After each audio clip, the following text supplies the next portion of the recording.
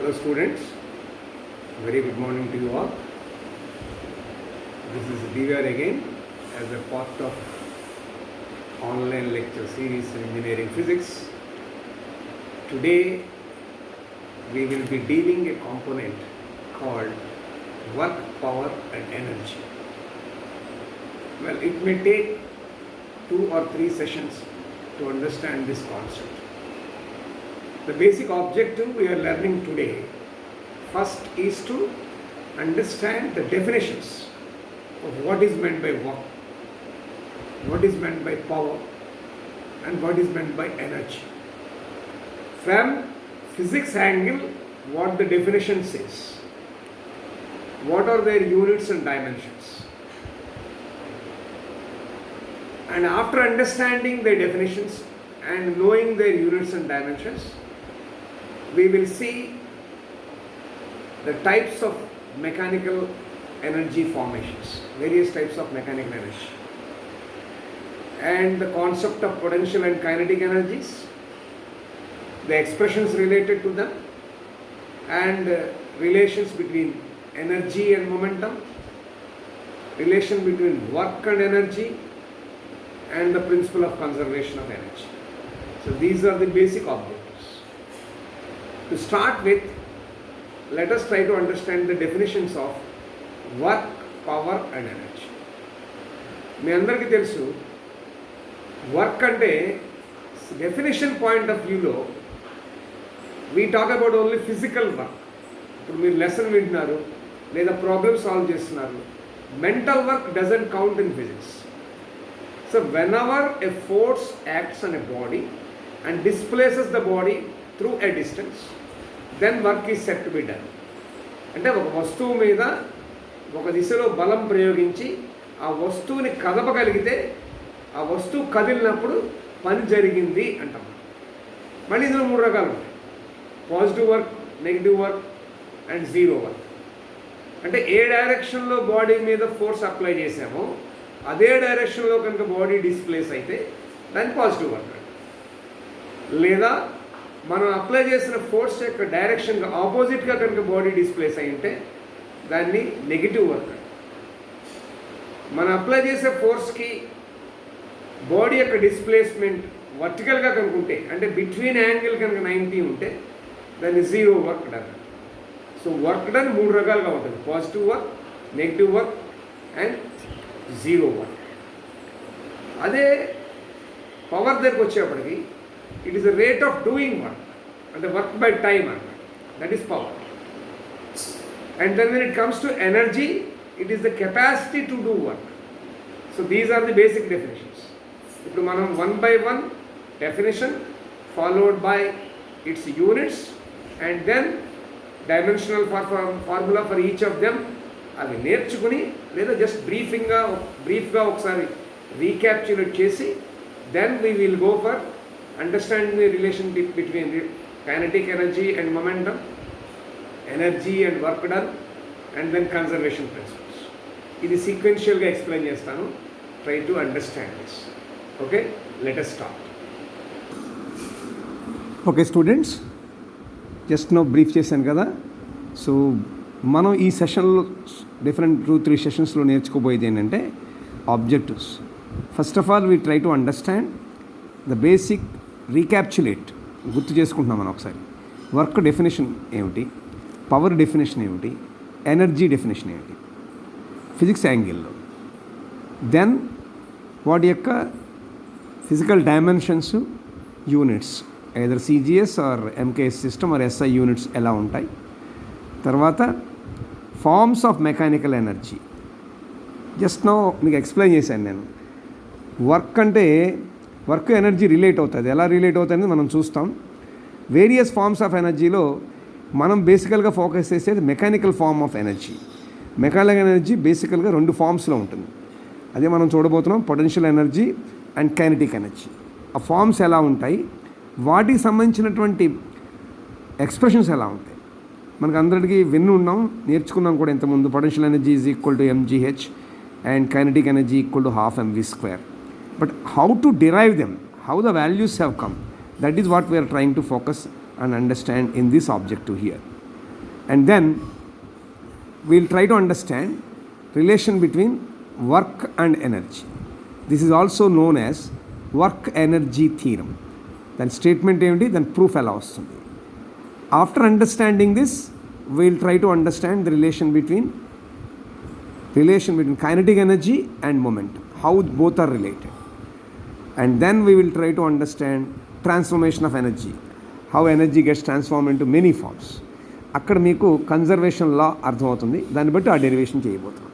So these are the basic objectives which we are trying to focus to understand today. First, let us go for definitions of work, power and energy and their units and dimensions. Okay? Now let us look at the definition of work. ఏం చెప్తుంది అది? When a force displaces a body through a distance, then work is said to be done.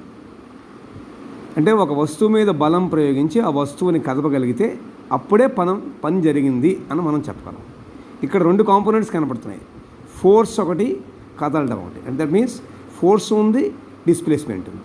ఈ రెండు vectors ఏం జరుగుతున్నాయి చూద్దాం. దాని ఆధారంగా టైప్స్ ఆఫ్ వర్క్స్ వస్తాయి. ఇప్పుడు ఇక్కడ చూడండి, first type, if displacement is in the direction of force, అంటే బలం ఏ వస్తువు మీద ప్రయోగించినప్పుడు ఏ దిశలో ప్రయోగించామో ఆ ప్రయోగింపబడిన దిశలోనే కనుక వస్తువు కదిలితే పాజిటివ్ వర్క్ జరిగింది అనాలి. అలా కాకుండా negative work, that is డిస్ప్లేస్మెంటు force ఒకదానికొకటి వ్యతిరేకంగా ఉంటే అప్పుడు నెగిటివ్ వర్క్ జరిగింది అంట. And similarly force and displacement act at right angles, ఇది జీరో వర్క్ డన్ అలాంటప్పుడు. అంటే అంటే యాంగిల్ తీటా 90 ఉంటుందన్నమాట. మీరు గుర్తు చేసుకోండి ఒకసారి, మీకు క్లాస్ రూమ్లో ఎక్స్ప్లెయిన్ చేసినప్పుడు రైల్వే పోర్టర్ ఎగ్జాంపుల్ క్లియర్గా చెప్పాను దీన్ని అర్థం చేసుకోవడానికి. సో థియరిటికల్గా ఎలా ఉంటుంది, ప్రాక్టికల్గా ఎలా ఉంటుంది. సో వర్క్ యొక్క definition, force displacing a body through a distance. The types of works, positive work, negative work and zero work. Let us see its units and dimension. చూడండి, యూనిట్స్ కట్టేటప్పుడు work is equal to force into displacement.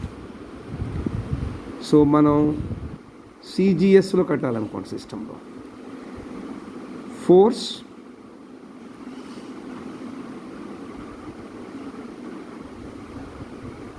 Is measured in dyne, displacement it is measured in centimetre per second. లేదా దీన్ని ఇంకోలా కూడా తీసుకోవచ్చు,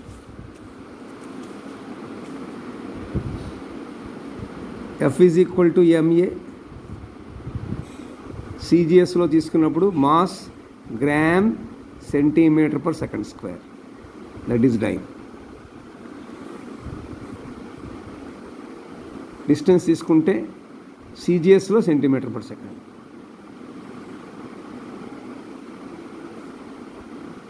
అంటే dyne centimetre per second.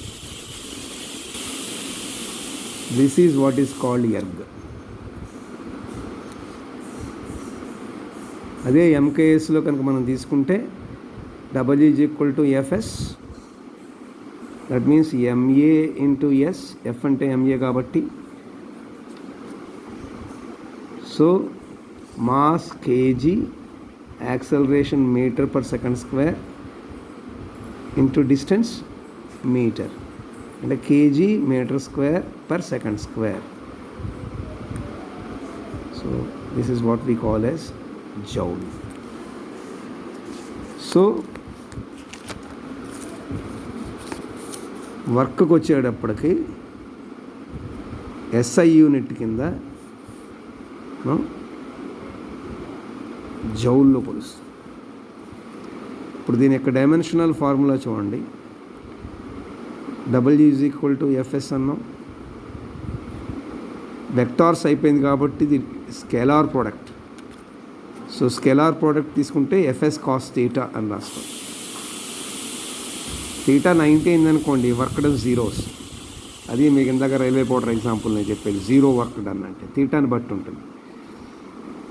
So dimensional force తీసుకుంటే force MLT power -2 into s means distance L. Therefore dimensional formula work ఏమైంది? ml² t power minus 2.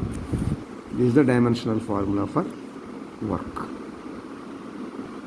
Remember, work is a scalar. Now let us look at the other quantity, power. What is the definition of power says? It is simply saying rate of doing work. Remember, whenever you get rate of అంటే డినామినేటర్లో time వస్తుంది అని అర్థం. Okay, that means power is equal to work by time. అంటే P is equal to W/T అని రాయచ్చు. P is equal to W/T అయితే W అంటే ఏంటి? F/S/T. అంటే W is equal to P is equal to force into displacement by time. ఇప్పుడు చూడండి, displacement by time అంటే వెలాసిటీ. దేర్ఫోర్ ఆ యాంగిల్లో చెప్పాలంటే P equal to force into velocity అని కూడా చెప్పచ్చు.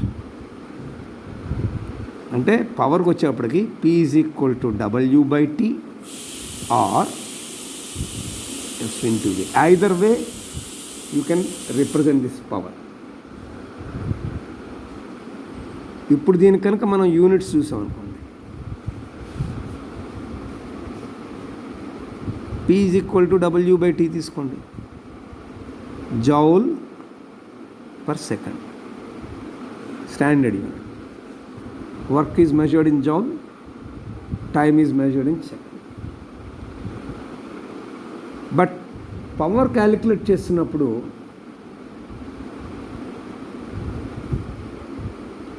వన్ జౌల్ ఇన్ 1 సెకండ్, అప్పుడు క్వాంటిటీ ఆఫ్ పవర్ని మనం వాట్లో చూపిస్తాం. 1 joule per 1 second is called watt. అయితే ప్రాక్టికల్ యూనిట్ తీసుకునేటప్పుడు హార్స్ పవర్ వాడతాం, అశ్వశక్తి వాడతాం. హార్స్ పవర్ హెచ్పిలో కొలుస్తాం. అది ఎలా కొలవాలి? ఇప్పుడు చూడండి, మన ఇళ్లలో మెకానికల్ ఇంజిన్స్ పవర్ మోటార్స్ ఉంటాయి, వాటర్ ట్యాంక్లో వాటర్ ఫిలప్ చేయడం కోసం. హార్స్ పవర్లో కొలుస్తారు. 1 హార్స్ పవర్ మీన్స్ 746 వాట్. నా దీని యొక్క డైమెన్షనల్ ఫార్ములా మనం కనుక అబ్జర్వ్ చేస్తే power is equal to work by time అన్నాం. వర్క్ ఇప్పుడే డిసైడ్ చేసాం మనం, ml² t power minus 2 by time t. So dimensional formula ఏమైంది? ml² ఈ t పవర్ పైకి వస్తే t power minus. This is the DMF లేదా dimensional formula of power. Again you have to remember, this is rate of doing work. So work scalar కాబట్టి power కూడా స్కేలారే. ఓకేనా? Now let us look at the other one called energy. Energy definition says it is the capacity to do some work. So దీని unit తీసుకుంటే అంటే వర్కే energy అనమాట. వర్కే energy అంటే work is stored as energy. So therefore దీని unit తీసుకుంటే జౌలే అవుతుంది. అంటే వర్క్ యూనిట్ ఏదైతే ఉందో అదే జౌల్. దేర్ఫోర్ డైమెన్షనల్ ఫార్ములా తీసుకున్నా కూడా same ml² t power minus 2. అంటే ఎనర్జీ యొక్క డైమెన్షను యూనిట్, వర్క్ యొక్క డైమెన్షను యూనిట్ రెండూ సరిపోతుంది, ఒకటే వస్తుంది. అది మనం గుర్తుపెట్టుకోవాల్సింది. ఇప్పుడు ఒకసారి మన బేసిక్ ఆబ్జెక్టివ్స్ చూడండి. ఇప్పుడు మీకు నేను ఈ డెఫినేషన్స్ చెప్పాను.